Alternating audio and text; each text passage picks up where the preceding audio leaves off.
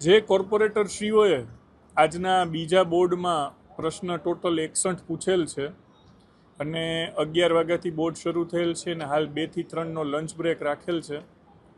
Lunch બ્રેકનું ભોજન અમે એક નવી પરંપરા શરૂ કરી રહ્યા છીએ કે વ્યક્તિગત મેયર નેહલ શુક્લ તરફથી છે અને ખાસ કરીને 11 પ્રશ્ન પૈતા છે એટલે ખૂબ ડિટેલમાં ચર્ચા થઈ રહી છે.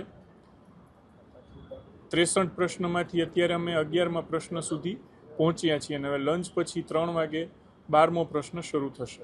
એટલે ચૂંટણી પતી ગયા પછી અહીંયા સૌ 72 પ્રજાના પ્રતિનિધિ છે, એનો પક્ષ જોવાનો કોઈ વિષય નથી આવતો. એટલે હજી 11 પ્રશ્ન જ થયા છે એટલે એમાં સફાઈ ઉપર આપણું ફોકસ છે. 61 સુધી રહેશું એટલે વિવિધ આયામોના પ્રશ્નો આવી જશે. પ્રજાને સ્પર્શતા બધા જ પ્રશ્નો કોર્પોરેટરો પૂછી રહ્યા છે અને તંત્ર દ્વારા એકદમ તકેદારી દ્વારા એનો જવાબ મળી રહ્યો છે. જ્યાં અમુક જવાબ સુસ્પષ્ટ નથી હોતો ત્યાં હું પણ મારા માધ્યમથી ટકોર કરી અને એમને સ્પષ્ટ જવાબ આપવાનો આગ્રહિત થઉં છું. અત્યારે જનરલ બોર્ડની પ્રશ્નોત્તરીનો વિષય છે. તમે કહો છો એ એક્ટનો વિષય, એના પછી આ જે જવાબ આવ્યા છે એના આધારે એનું સમીક્ષા કરી અને એના આધારે નક્કી કરશું.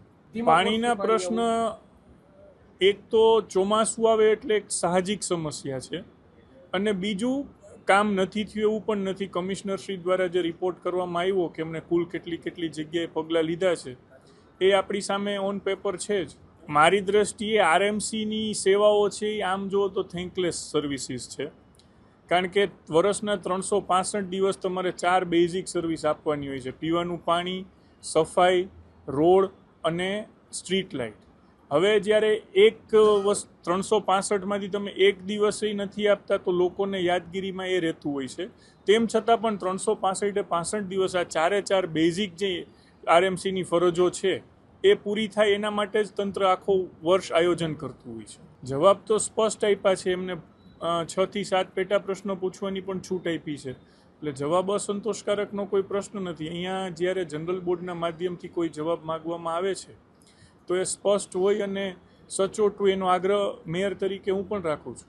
પ્રશ્ન કામગીરી શું થઈ એ અંગેનો હતો. કામગીરીની સંતોષજનક સમીક્ષા કે એ વિષય હવે પછીનો છે. અત્યારે તો જનરલ બોર્ડમાં પ્રશ્નનો સીધા સવાલનો સીધો જવાબ આપે છે કે નહીં એ જોવાની મારી ફરજ છે.